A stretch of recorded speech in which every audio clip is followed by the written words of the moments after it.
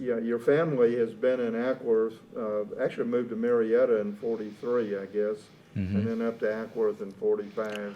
Right. And has been in Acworth since the 1840s, which is probably about as long as anybody's been here. Yeah. Why don't you talk about the house a little bit that they built? It sounds like it's got a basement, from what you were saying, where the secretary, the Sherman, Yeah. and you know, well, why don't you just describe the house? Okay. Well, without getting into, dry architectural terminology, which I'm sure nobody's interested in, but it's a two-story wood frame house.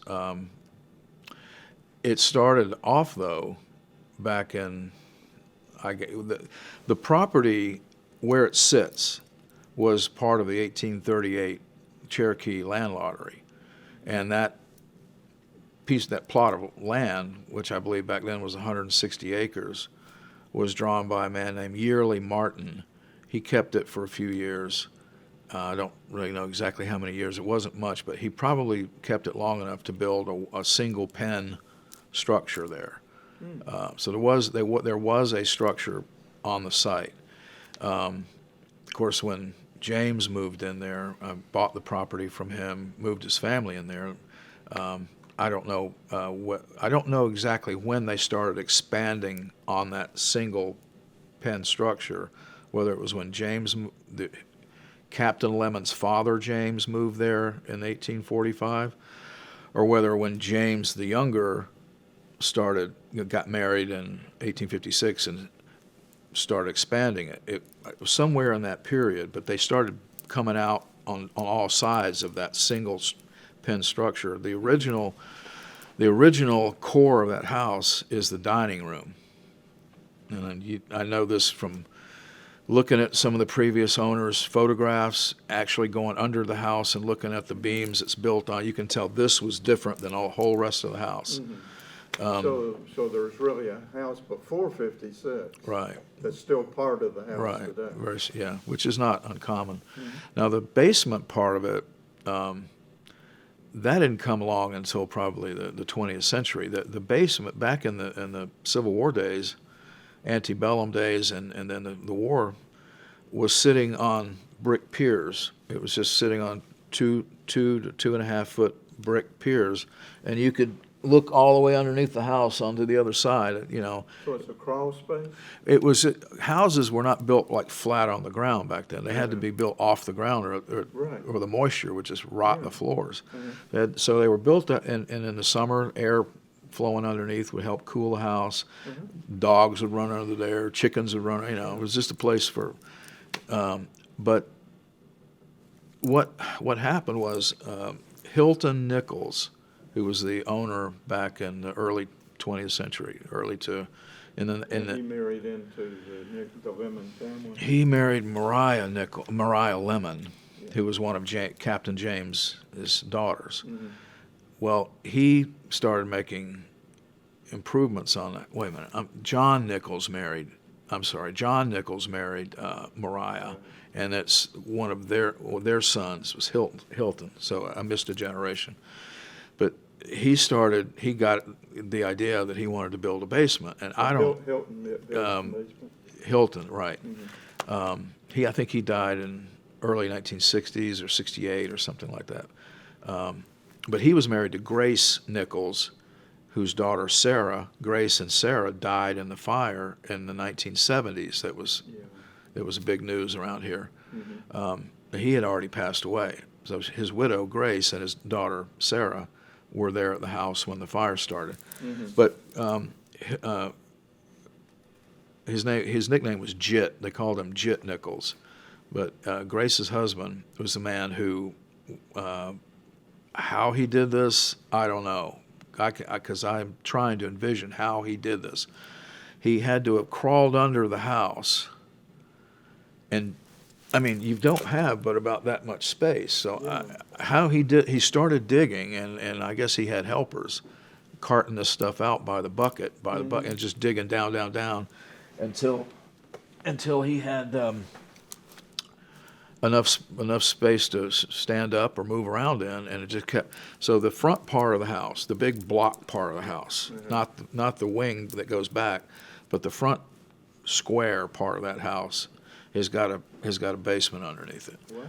And it was done by hand by him. And today they still have the old giant drum. I mean, this big tank. It's a heating oil tank that's still underneath there. That probably needs to be gotten out, but I haven't figured out how to get it out. There's nowhere. So the front part now has a basement, and the back part still It's crawl space. Crawl space. Yeah, it's kind of like you can scrunch your body up and kind of walk through it like that in some places, but mostly it's. No, I Yeah. understand. We've got a house just like that. It's a 1930s house, but it has crawl space in the front and then Yeah. big enough to stand up in the back. Yeah. So that's. That's it. Yeah, the house has had, that has been a major endeavor of mine over the last 30 years, is having to do the detective work on the evolution of that house, because it's not what it used to be. Today has a certain appearance, and back in 1856, it looks similar, but it's just a Greek revival or.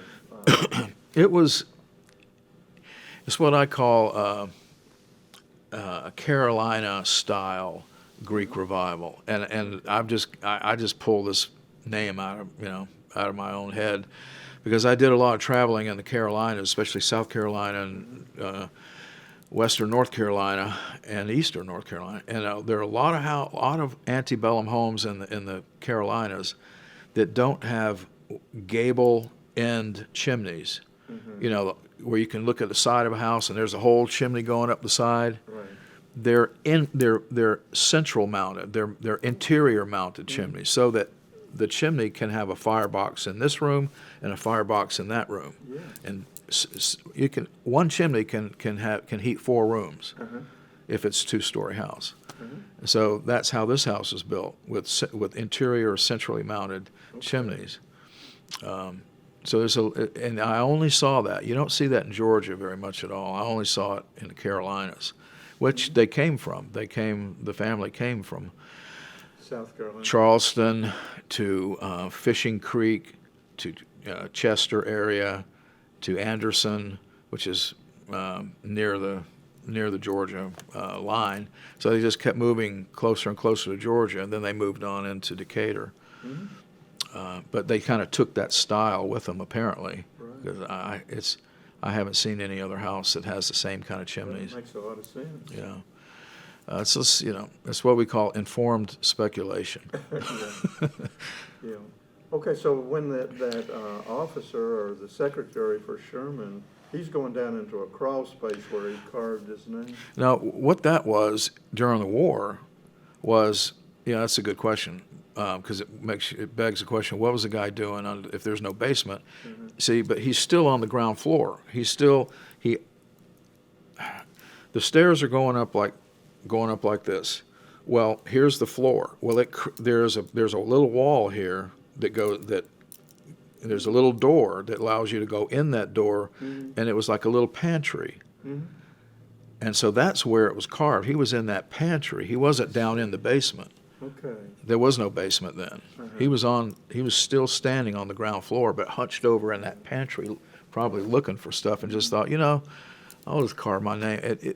There's who knows why, but because you were saying before the interview started that there's also proof in a document, I guess, of the official records, that Sherman was in the Lemon house. Oh, there's no doubt.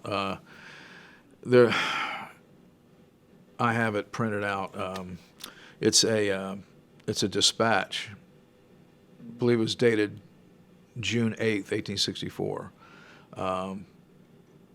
Dictated to his aide or his secretary, just talking about Army movements and Army dispositions and whatnot. And it's the heading is Lemon House, Acworth, Georgia. But I mean, before I even found that, or before it was provided to me, it was family lore. We just knew, because I mean the whole story. Oh, and that brings up something I wanted to mention before I have to quit. Is June 6th, 1864. Most of Acworth had refugeed south. A lot of them went to Cuthbert, other towns, but they got the hell out of town because they knew the Yankee Army was coming. And the town was not completely, but it was pretty much vacated. And Eliza, who was the mistress of the house, Captain Lemon's wife, refused to leave the house. She was 7 months pregnant and said, "I'm not going anywhere." And I always admire her for this, that she stayed when younger, stronger people left. So she was like living upstairs while the... Oh no.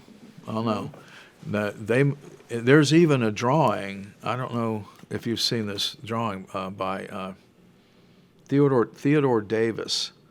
It was the special artist for Harper's Weekly, which is like the newspaper back then, periodical. And each publication had like a special artist that would be traveling with the Army, and he would do sketches.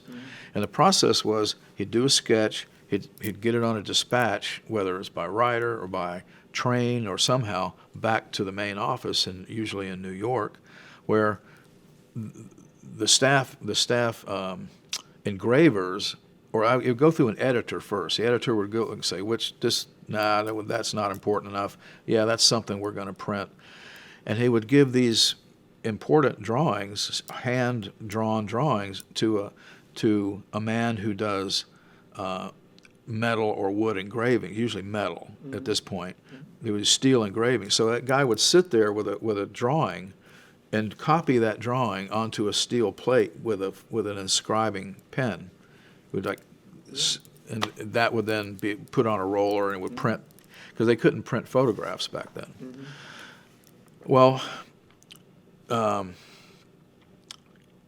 is a drawing that was apparently never used, but it's hand signed by Theodore Davis, and it's incredible. It shows the house, and it shows the Army. You can see troops filing around the eastern side of the house, and you can see officers on horseback closer to the artist in front of the house, and they're pointing, and one of them is Sherman, and he's got his staff officers seated.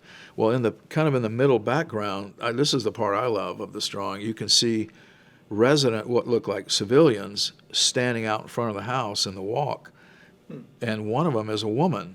And you can see just by her dress and everything.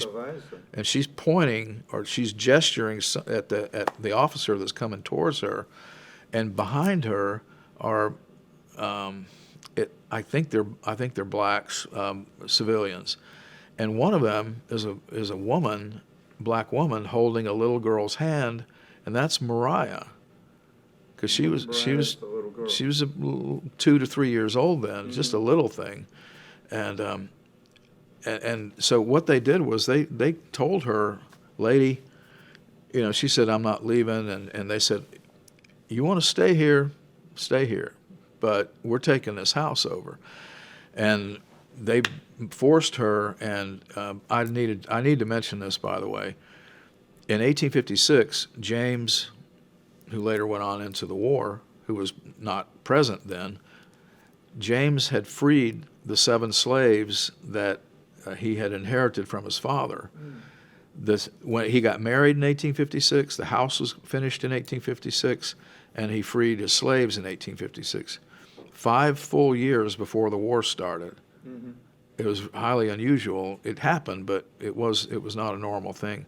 But they were all free, and they all continued to live on the property and work for a wage. They were paid employees.